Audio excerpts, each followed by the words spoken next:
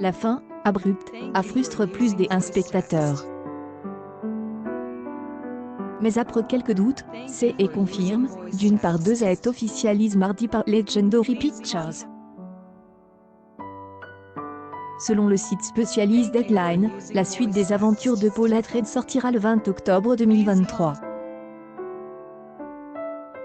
Cela devrait être uniquement au cinéma dans un premier temps, et pas en simultané sur Bomax, un point auquel le réalisateur Denis Villeneuve tenait particulièrement après avoir poussé un coup de gueule contre le choix de Warner pour la première partie. This only the beginning.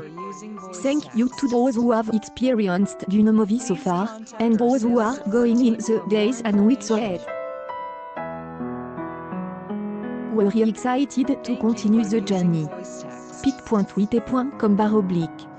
MZJ68HNM0SFEVR était loin d'être garanti. Avec son budget pharaonique de 165 millions de dollars, auquel il faut ajouter un coût marketing sans doute équivalent, Dune n'avait pas le droit à l'erreur. Pour le moment, le film de Villeneuve a récolté 223 millions de dollars dans le monde. Une performance honorable sans être un carton absolu, avec une franchise très poursuivie par les fans mais qui reste mal connue du grand public, particulièrement chez les moins de 30 ans.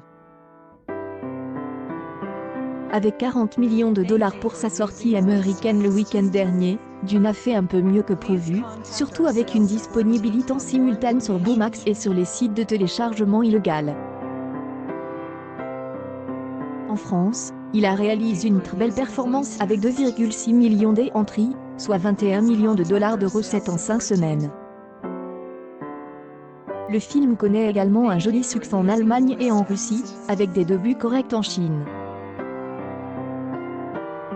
Après une exposition parfois laborieuse et un certain vide émotionnel malgré le spectacle grandiose, Dune devrait pouvoir décoller et être porte par Timothée Chalamet et surtout Zendaya, quasi absente du premier volet. En cas de succès, Warner aurait de quoi faire. Le cycle de Frank Herbert, pierre angulaire de la science-fiction, contient 6 tomes au total, dont le fascinant Empereur Dieu de Dune. En attendant, les fans peuvent déjà compter sur une série telle en développement pour Bomax, Dune, The Sisterhood, centrée sur le puissant ordre religieux matriarcal du Bene Gesserit. Après des années au purgatoire, Dune pourrait bien devenir une valeur sûre de la pop culture.